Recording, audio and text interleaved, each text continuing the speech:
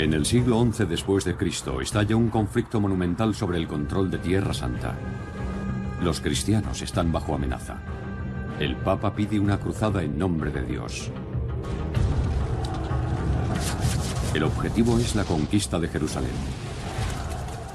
¿Pero están los caballeros cristianos en realidad luchando solamente por su fe? La llamada Guerra Santa contra los musulmanes continuará durante 2 siglos. Cruzada a Jerusalén. Jerusalén, junio de 1099. Los cruzados llegan a las murallas de la ciudad. Por primera vez, estos autodenominados peregrinos armados vislumbran su destino final.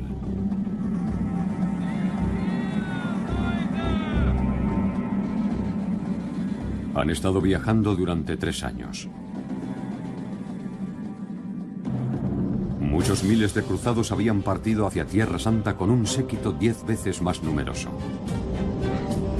Solo una tercera parte han llegado a la Ciudad Santa. Por ahora, todas las dificultades parecen haberse olvidado.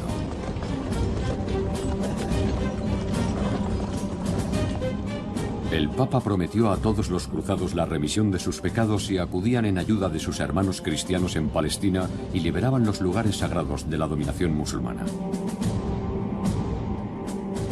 Comandantes como Raimundo de Toulouse y Godofredo de Bouillon tienen un ardiente deseo en común. Están decididos a restablecer el dominio cristiano en Tierra Santa, especialmente sobre Jerusalén y la tumba de Cristo. Según la creencia contemporánea, esta era la tierra del Señor y de su legado. Jerusalén había sido gobernada por cristianos bizantinos durante siglos. En el año 638, la ciudad fue conquistada por los seguidores de Mahoma. El dominio musulmán fue esencialmente tolerante con judíos y cristianos, pero en el siglo XI había habido testimonios de ataques repetidos contra peregrinos cristianos. Los cruzados quieren poner fin a esta situación.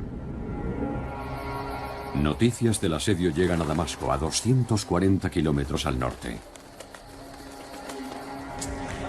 Busco al jeque al-Sulami. Está dentro. El erudito musulmán al-Sulami quiere recibir información de última hora del ejército cristiano. ¿Qué quieres? Un mensajero le informa que los cristianos están atacando Jerusalén. Llevan cruces y rezan a Dios para invocar su ayuda y son muy numerosos. Han rodeado la ciudad rezando y cantando y piden ayuda a su Dios. Son muchos, señor. Al-Sulami está convencido de que el ataque de los cristianos europeos no es una campaña ordinaria.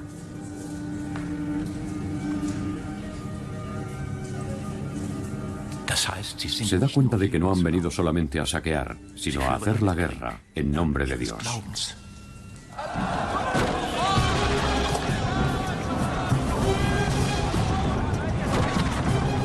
El asedio de Jerusalén se encuentra en su 5ª semana. No hay negociaciones para una rendición pacífica. Los defensores de Jerusalén tienen armas poderosas para evitar una brecha en las murallas de la ciudad. El fuego griego consiste en quemar aceite que no se puede apagar con agua.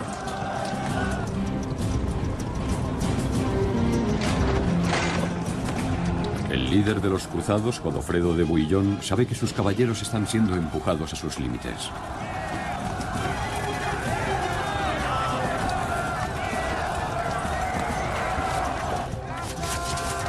Muchos de sus hombres mueren fuera de las murallas de la ciudad.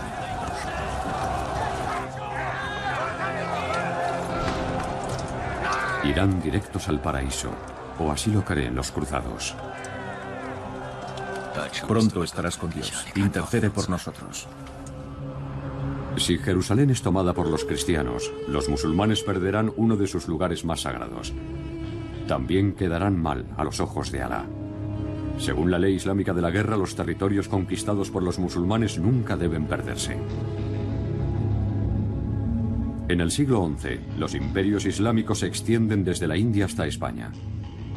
La Tierra Santa y Asia Menor, antes gobernadas por cristianos bizantinos, han sido conquistadas paso a paso.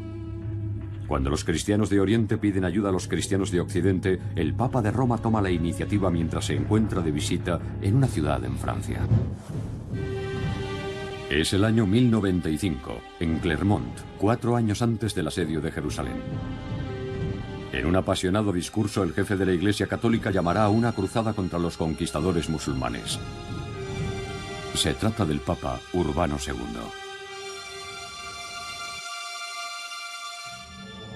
En noviembre del año 1095, el sucesor de San Pedro reúne a más de 200 obispos de Francia, Italia y España. El punto culminante del sínodo papal es un servicio ceremonial.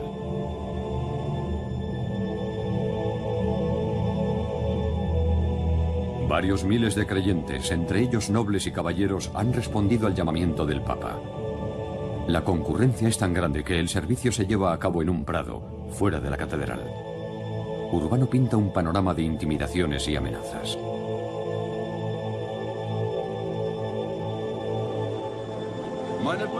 Apela a los fieles y a sus hermanos y hermanas en Cristo. Los infieles están robando los territorios de los cristianos. Muchos de ellos son asesinados o deportados sin piedad. Las iglesias son incendiadas y Jerusalén ha sido devastada. El Bizancio cristiano está en peligro. Es el deber de cada cristiano acudir en ayuda de sus hermanos en Oriente. El término hermanos y hermanas se refiere a la Iglesia Oriental Bizantina. En realidad, en ese momento el cristianismo está profundamente dividido entre cristianos católicos y cristianos ortodoxos, cuyo centro es Constantinopla. Desde que los turcos selyúcidas expulsaron a los bizantinos de Asia Menor, el mundo cristiano se siente amenazado. Los jinetes nómadas constituyen la nueva gran fuerza del mundo islámico. A medida que avanzan, cristianos locales y peregrinos que se dirigen a Tierra Santa son atacados. Los selyúcidas amenazan también la capital del Imperio bizantino, Constantinopla. La metrópolis del Bósforo fue en el pasado el centro de poder del mundo cristiano. Es la razón por la que el emperador bizantino Alejo ha pedido reiteradamente ayuda al Papa en la lucha contra los selyúcidas. En el verano de 1095 escribe a Urbano II. Su carta no pasa desapercibida.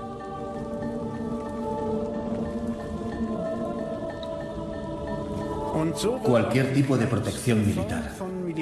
Alejo pide al Papa Urbano apoyo militar contra los musulmanes para salvar su imperio y a toda la cristiandad. Para nuestro imperio y para toda la cristiandad. En Clermont, el Papa sitúa la llamada de ayuda bizantina en el centro de su sermón.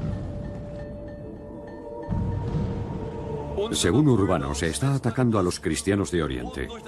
Están siendo esclavizados y los hombres y las mujeres están siendo ultrajados. Los paganos musulmanes han llegado a las puertas de Constantinopla. Todos los cristianos son instados a apoyar a sus hermanos cristianos de Oriente. Si no los detenéis, también acabarán por someternos a nosotros.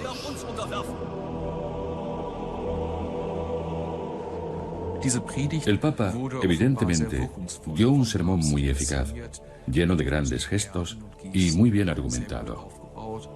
No soy yo quien os lo pide, es Dios. El Papa insiste en que es Dios mismo quien está pidiendo a todos los cristianos tomar la cruz e ir a la guerra contra los musulmanes no creyentes. Expulsar a esos indignos infieles.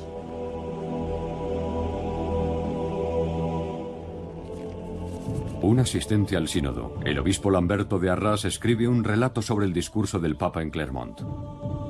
Describe cómo Urbano promueve la campaña a Tierra Santa. Aquellos que marchen a Jerusalén por motivos de piedad, no para ganar honor o dinero, pueden esperar recompensas celestiales.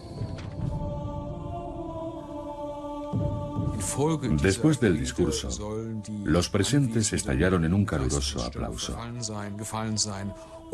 Bordaron cruces de tela en sus vestimentas para demostrar que habían tomado la cruz por amor a Dios. Según fuentes antiguas, gritaron: "Esta es la voluntad de Dios". Dios lo quiere. Dios lo quiere. Dios lo quiere. Urbano declara la liberación de Tierra Santa una peregrinación penitencial. Quiere unir a los cristianos divididos bajo un solo estandarte. El poder de la Iglesia debe reinar sobre el poder secular. El Papa será el protector de toda la cristiandad, el verdadero representante de Cristo en la tierra. El plan de Urbano funcionó, tal vez mejor de lo que él esperaba. La respuesta fue masiva. Cuando los participantes en el Consejo regresaron a sus diócesis, se aseguraron de que la noticia del llamamiento del Papa se propagase por toda su región.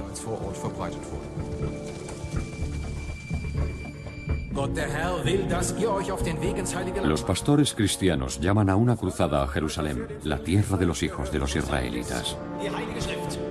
Obispos y predicadores anuncian el mensaje del Papa en sus iglesias. Predicadores itinerantes lo llevan al campo. No cabe duda de que Urbano II tocó la fibra sensible de la época. No hay otra manera de explicar el movimiento de masas que sorprendió incluso a los contemporáneos. Centenares de miles, invitados o no invitados, están en camino. En todas partes se pide a los cristianos que liberen Jerusalén en nombre de Dios. Monjes fanáticos asumen la responsabilidad de promocionar la cruzada en nombre de Cristo. La gente acude a ellos en masa. Ciudadanos de a pie, campesinos, artesanos y miembros de la baja nobleza. No exactamente los caballeros solicitados por Bizancio, ni los guerreros de Dios que Urbano tenía en mente. Es un ejército improvisado, sin un plan previo, de unas 15.000 personas en total. La llamada Cruzada de los Pobres fue una reacción a la publicidad para la cruzada que los predicadores itinerantes y otros llevaron al norte de Francia, a los Países Bajos y a Renania. Este ejército de plebeyos no quiere esperar hasta el día de partida marcado por el Papa. Algunos nobles quieren también partir de inmediato. El deseo de alcanzar la salvación era compartido por ricos y pobres por igual. Parecía ser una preocupación cada vez mayor en el siglo XI. La noción de hacer penitencia por los pecados personales con el fin de redimirse. Es una época de miedo al fin del mundo y al juicio final, pero también de esperanza en la salvación.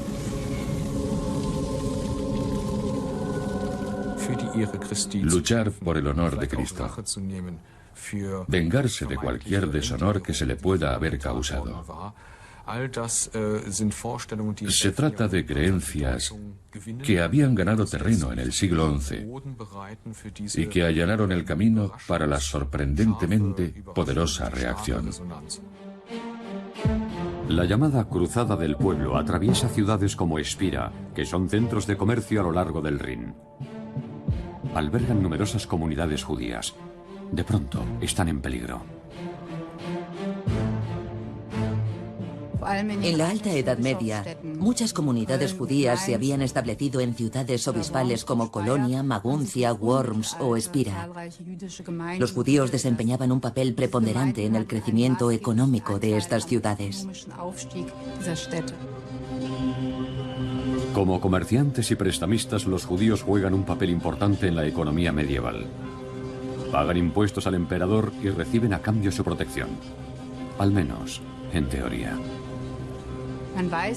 Sabemos que muchos de los participantes en la primera cruzada no eran nobles o caballeros ricos, sino gente sin recursos.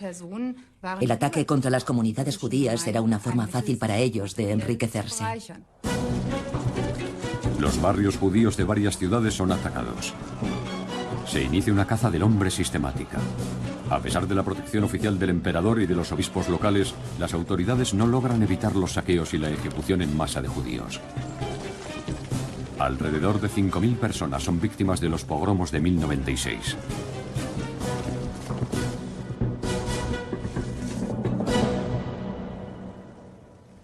Los judíos fueron retratados como los descendientes de los asesinos de Cristo. Puede sonar cínico, pero la gente de la época creía que complacería a Dios si atacaba a los llamados infieles o paganos en su país. Pero esta particular cruzada tiene también cualidades suicidas.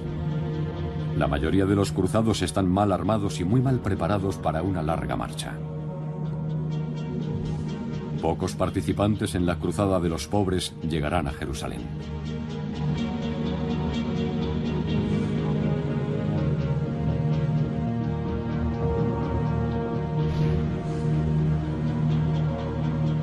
Esto hace más importante para el clero y la alta nobleza asegurarse de estar ellos mismos bien preparados.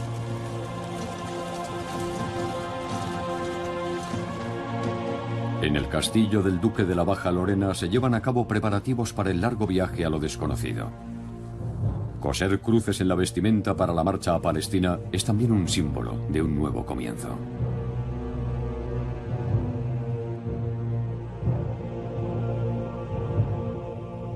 Una de las personas en dar el paso es Godofredo de Bouillon. El duque está impresionado por el espíritu de los monasterios. Son lugares de contemplación en una época en la que muchos esperan la venida del Señor. Se dice que vestir el traje de caballero es como llevar la túnica de un monje.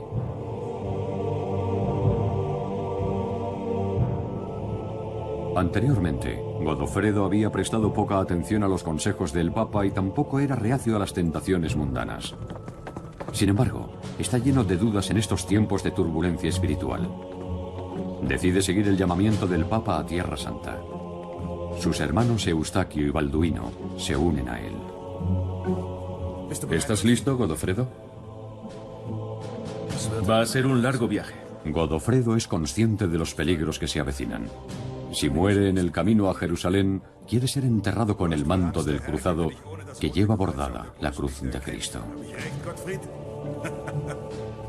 Déjalo. Ocúpate de tus asuntos. Nadie sabe si alguno de ellos regresará. Mientras se preparan para el viaje, liquidan también sus bienes.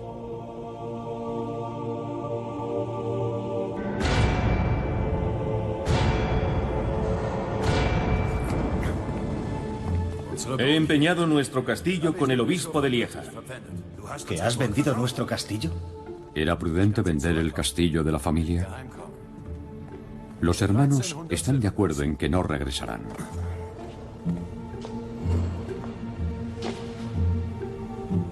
¿Por qué vamos a volver? Encontrarán su propio reino sagrado en Tierra Santa. Un reino cristiano. Hágase la voluntad de Dios. Dios lo quiere. Dios lo quiere. Es la voluntad de Dios. Ese es el lema del Papa cuando declara que la campaña a Palestina es una guerra santa. Muchos están dispuestos a seguir su llamamiento en busca de la salvación, pero también en busca de fama, gloria, poder y riqueza.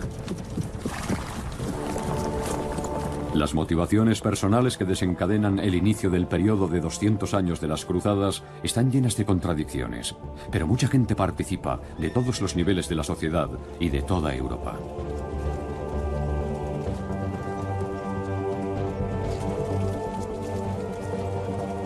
Finalmente, centenares de miles de personas emprenden el peligroso viaje. Ricos y pobres, caballeros y nobles, señores y trabajadores, campesinos y urbanitas, hombres y mujeres. El verano de 1096 marca el comienzo del mayor esfuerzo militar de la Edad Media. Decenas de miles de cruzados, en su mayor parte franceses y alemanes, siguen 3 rutas diferentes, a través de Italia, bordeando el Adriático y atravesando la cordillera de los Balcanes.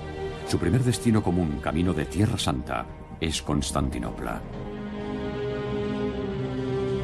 Desde el siglo IV después de Cristo, la ciudad ha sido la capital del Imperio Bizantino y la metrópolis de todos los cristianos ortodoxos. Fue aquí donde el emperador Alejo redactó su llamamiento de ayuda al Papa Urbano. Por fin, el ejército cruzado está cerca. Alejo espera que el Papa le envíe algunas unidades de mercenarios montados que más tarde serán puestas bajo su mando.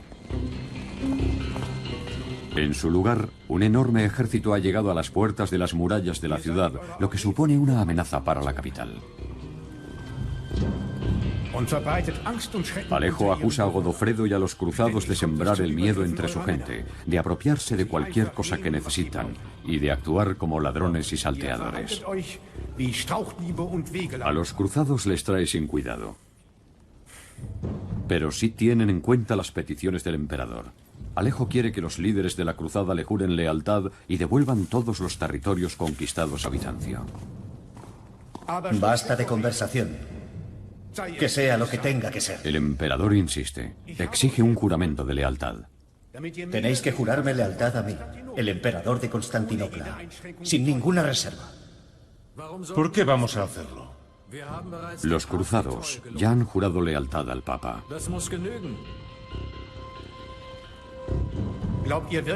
A Alejo no le importa. No os permitiré continuar el viaje. Solo si le prestan juramento a él, el emperador de Bizancio les concederá permiso para cruzar el Bósforo. Ningún barco pasará sin mi consentimiento, y en ningún caso los vuestros.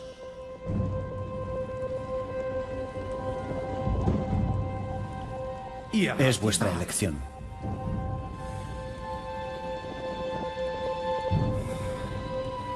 Los líderes de la cruzada ceden, al menos por ahora.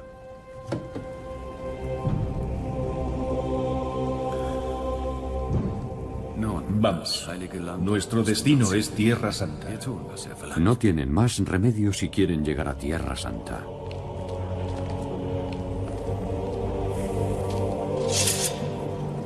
El voto de lealtad de los cruzados ha sido coaccionado. Más tarde, no devolverán ningún territorio conquistado, pero tratarán de establecer sus propios reinos en Tierra Santa. La ayuda fraternal a Bizancio se ve ensombrecida por la rivalidad imperial. Pero todavía queda un largo camino a Jerusalén. En la ruta a su destino final, los cruzados encuentran una fuerte resistencia por parte de los turcos selyúcidas. En Dorilea, la primera cruzada corre peligro de ser aniquilada.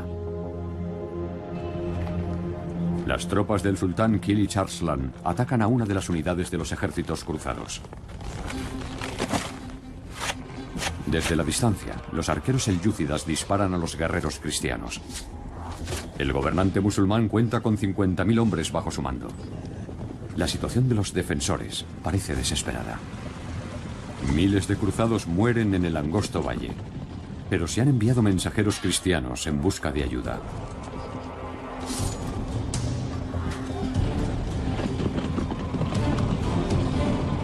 Las tropas de refuerzo llegan justo a tiempo. Godofredo de Bouillon y su caballería atacan a los asaltantes por la retaguardia. Inclinan la balanza a su favor y obtienen una victoria clave en el camino a Jerusalén.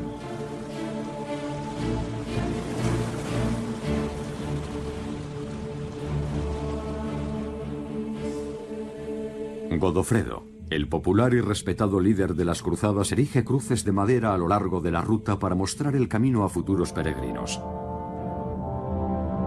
Pero ¿cómo reaccionan los musulmanes ante el avance de los francos, nombre que reciben estos europeos que hablan en latín?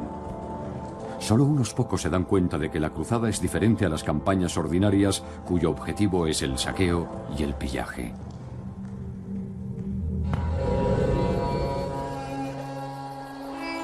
El erudito islámico al-Sulami explica la diferencia en la gran mezquita de Damasco.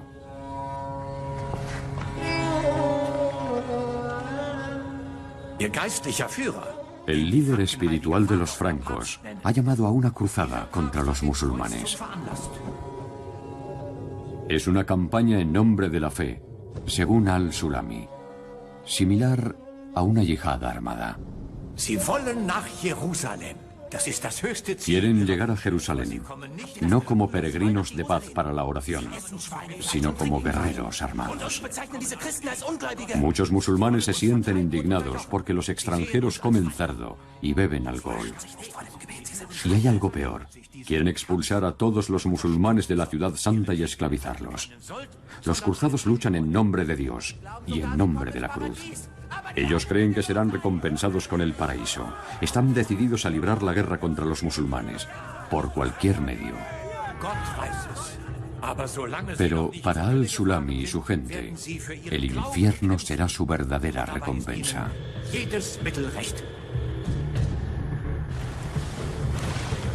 Los cruzados han estado viajando durante 3 años. Muchos han muerto en combate o han sucumbido a la enfermedad y al agotamiento. Algunos han fundado nuevos asentamientos a lo largo del camino. Menos de un tercio del ejército original llega a su anhelado destino: Jerusalén. Mientras se preparan para atacar la ciudad fortificada, muchos esperan obtener la salvación como recompensa. Se celebran misas y se entonan salmos y cantos de alabanza mientras los cruzados se preparan para asaltar los muros de la ciudad.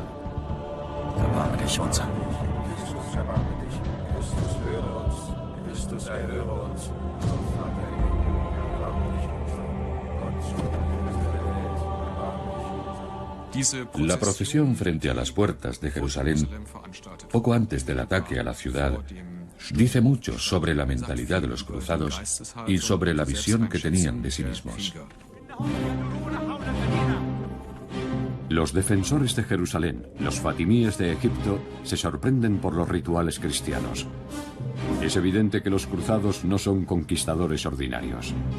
Se veían a sí mismos, y así lo demuestran algunas fuentes, como el nuevo pueblo de Israel. Seguían la tradición del Antiguo Testamento. Pero Godofredo de Bouillon sabe que las oraciones no bastarán para derribar las murallas de la ciudad.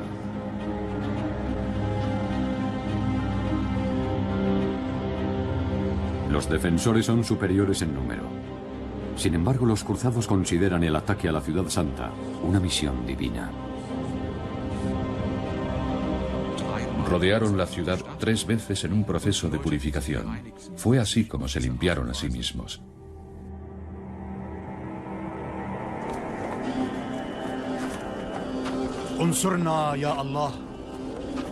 Los defensores musulmanes también invocan la ayuda de Alá. Se nos acaban el agua y las provisiones. Los cristianos andan escasos de agua y alimentos. Muchos cruzados han caído enfermos. Ha llegado el momento de atacar. Tenemos que atacar. Creo que tiene razón. También les falta madera para construir las máquinas de asedio. Lo único que han podido reunir son 2 torres de asalto. Tendrán que conformarse con eso. Madre de Dios, que el Señor nos ayude. En el nombre del Padre, del Hijo y del Espíritu Santo. Ninguna de sus anteriores batallas se ha librado en condiciones tan adversas. El comienzo de la conquista fue muy difícil. El ejército cruzado había quedado sensiblemente reducido en número, y Jerusalén era una ciudad grande y bien fortificada. Organizar un asedio clásico en el que se somete a la ciudad por hambre era una empresa muy complicada, y los cristianos sabían que los defensores musulmanes de la ciudad habrían pedido refuerzos. Suponían que un ejército de socorro egipcio fatimí pronto estaría en camino. Eso implica que los cruzados disponían de poco tiempo. El ataque a Jerusalén ha comenzado. Es 15 de julio del año 1099. Los defensores emplean armas devastadoras contra sus atacantes.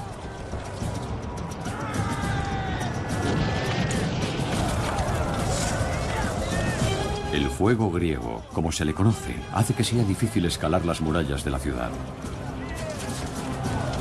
¡No retrocedáis, hombres! ¡Dios lo quiere! ¡Vamos! ¡Todos arriba! ¡Rápido! Como los atacantes son superados en número, dirigen las torres de ataque hacia algunas secciones de los muros de la ciudad.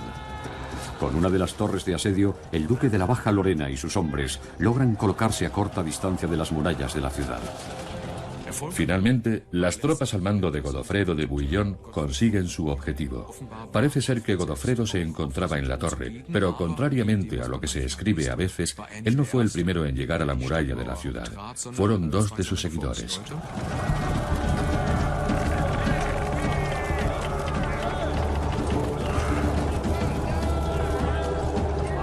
Pese a sufrir numerosas bajas, el duque y sus hombres cargan contra las almenas.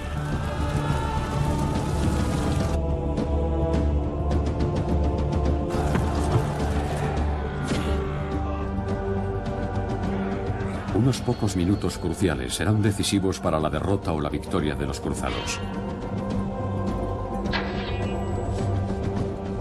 El destino de la ciudad sagrada, tanto para los musulmanes como para los cristianos, pende de un hilo. Ambos bandos confían en su fe y esperan recibir la ayuda de su Dios. Para ambas religiones, la paz es sagrada.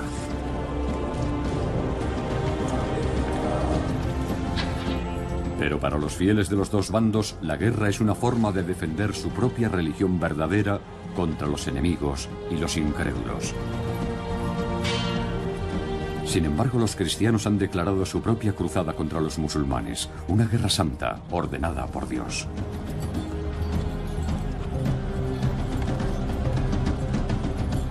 Esto desencadena la guerra religiosa más sangrienta que el mundo ha visto hasta entonces. Y convierte la batalla por Jerusalén en una orgía de violencia.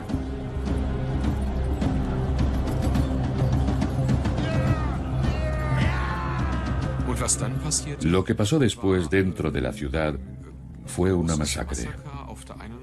La población fue exterminada, judíos y musulmanes por igual. Al mismo tiempo, los líderes de la cruzada trataron de asegurar los enclaves importantes de la ciudad. La matanza en las estrechas calles de Jerusalén fue absolutamente horrible. No hubo ningún respeto por el género o la edad.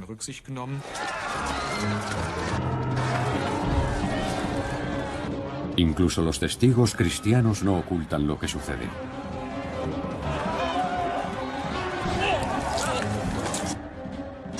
Inmediatamente después de traspasar las murallas, los caballeros se lanzaron a las calles y lugares públicos. Todos los enemigos que encontraron fueron pasados a cuchillo. Nadie se salvó. Todo estaba cubierto de sangre. La noticia de la caída de Jerusalén se extiende como un reguero de pólvora. Los francos han asesinado a todo el mundo en Jerusalén. Ha sido una verdadera masacre. Pasaron varios días matando a todo el que encontraban. Al-Sulami considera a los francos bestias salvajes. 30.000 personas mueren, incluyendo los residentes judíos de la ciudad. Incluso los cristianos del lugar son asesinados, acusados de colaborar con los musulmanes.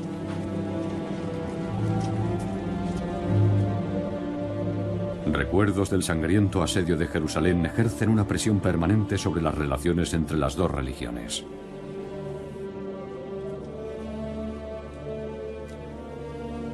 Una de las razones más comunes para explicar la sed de sangre que mostraron los cruzados durante la captura de Jerusalén en el año 1099 fue su incapacidad para controlar su entusiasmo religioso a raíz de los esfuerzos prolongados y las tensiones del viaje.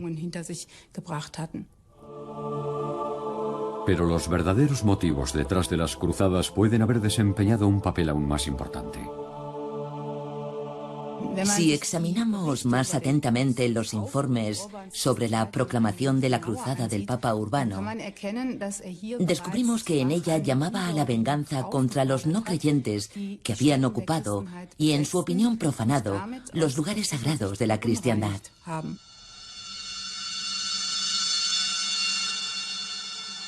Poco después de la conquista de la Ciudad Santa, Godofredo de Bouillon va a ser coronado primer rey de Jerusalén. Pero existen ciertas reservas, ya que fue aquí donde Cristo había llevado la corona de espinas. En su lugar, el conquistador acepta el título de protector del Santo Sepulcro. Renuncia al trono, pero no a la pretensión del poder. Nos has salvado de la ira de nuestros enemigos. En el nombre del Padre, del Hijo y del Espíritu Santo. Amén. Sin embargo, el reinado de Godofredo no dura mucho tiempo. Morirá un año después de la conquista de Jerusalén, siendo enterrado en su lugar predilecto, la iglesia del Santo Sepulcro. Su legado no permanecerá intacto. ¿Pueden las fuerzas musulmanas aceptar que este suelo sagrado les sea arrebatado para siempre? Después de la conquista de Jerusalén por las fuerzas cristianas, la mayoría de los árabes quedaron atónitos. ¿Qué se debía hacer? El mundo musulmán estaba dividido. ¿Cómo debían reaccionar a la captura por parte de los cristianos de una de las ciudades árabes más importantes? En Damasco, al-Sulami extrae conclusiones de los recientes acontecimientos. ¿Por qué nos ha negado Alá la victoria? Alá nos está poniendo a prueba. Según al-Sulami, Dios usa la derrota de los musulmanes para ponerles a prueba. Han pecado, han desobedecido sus órdenes y han disputado entre sí. No han sido capaces de defender la Tierra Santa. Solo en el caso de que los musulmanes superen sus divisiones y luchen codo con codo, el enemigo será derrotado. Si luchamos juntos, podremos derrotar a nuestros enemigos.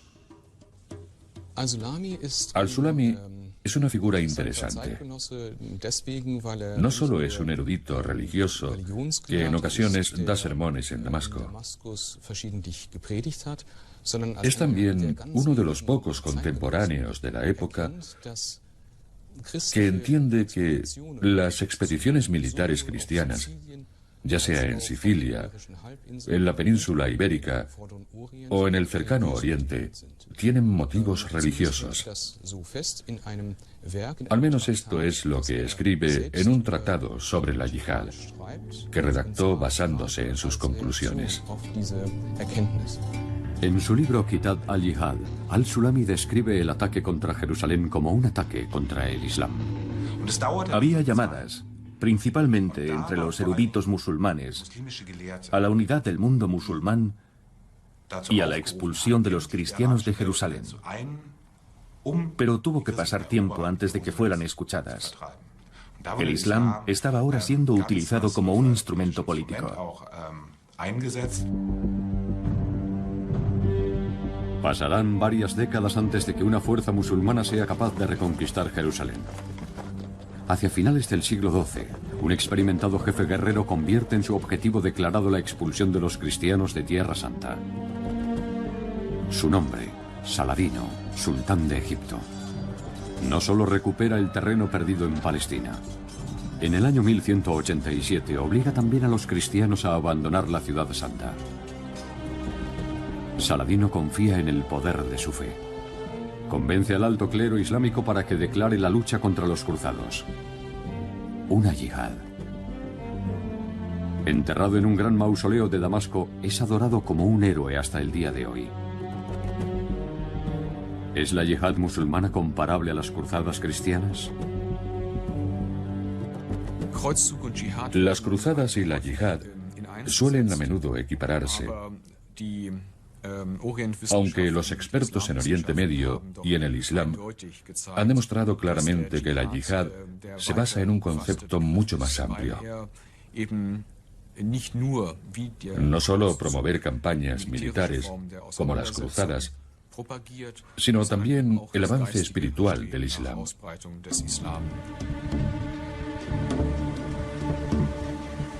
La caída de Jerusalén desencadena nuevas cruzadas.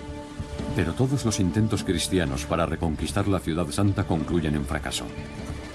El emperador alemán Federico II de la dinastía de los Stauffer elige un camino diferente como mediador entre culturas. Reniega de la espada, sabiendo que no puede conquistar Jerusalén por la fuerza.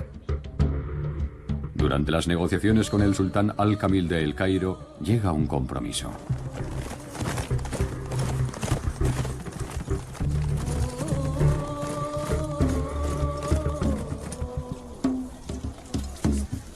Diez años de tregua. Habrá paz durante 10 años, 5 meses y 40 días, como manda el calendario musulmán. Tablas, amigo.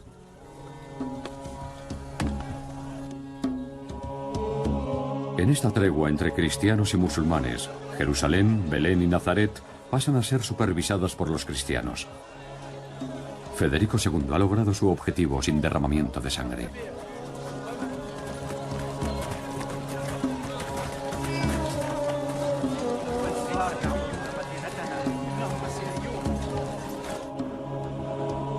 Gracias a su educación, Federico es diferente a otros reyes europeos. Se crió en Palermo, un crisol de culturas. Su palacio real es un punto de encuentro para bizantinos, italianos, árabes y alemanes, tanto para cristianos como para musulmanes. El intercambio cultural entre los representantes de las diferentes comunidades religiosas comenzó al parecer tempranamente. Está bien documentado en lo que respecta a la cultura material, incluyendo la arquitectura y la confección, así como en lo que se refiere a la música, la literatura y la poesía. También los objetos cotidianos y artículos de lujo. Todo ello pone de manifiesto que los cruzados trajeron elementos de la cultura material del mundo islámico al mundo cristiano. La tecnología árabe era claramente superior a la europea, como por ejemplo el fructífero suministro de agua dulce a las ciudades que estaban rodeadas de tierra árida. Era la condición previa para el crecimiento económico y la prosperidad. Se crean obras destacadas en el arte, la ciencia y la literatura. Hay nuevas publicaciones, investigaciones y experimentación en los campos de la física, las matemáticas, la medicina y la astronomía. El intercambio entre Oriente y Occidente produce un caudal único de conocimiento.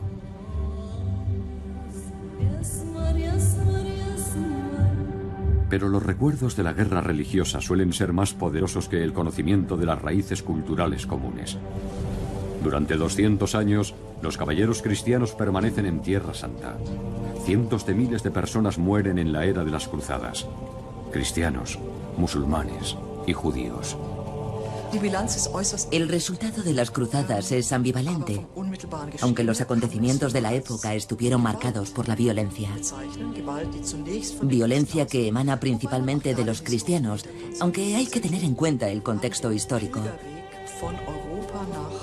Los selyúcidas habían bloqueado la ruta de los peregrinos desde Europa a Palestina, de manera que los cristianos no emplean la violencia de forma totalmente arbitraria. Las cruzadas fueron parte de una historia de siglos de conquista y contraconquista. Poderosas fortalezas dan todavía testimonio de antiguas batallas. Se les consideraba como parte de una guerra santa y moldearon las relaciones entre las dos religiones durante muchos siglos. La memoria histórica de las cruzadas fue rescatada durante el periodo del colonialismo europeo. Especialmente durante los siglos XIX y XX, las historias de las cruzadas se resucitaron y actualizaron. Como consecuencia de ello, siguen muy vivas en la actualidad. No solo para algunos musulmanes, el periodo de las cruzadas no ha llegado todavía a su fin.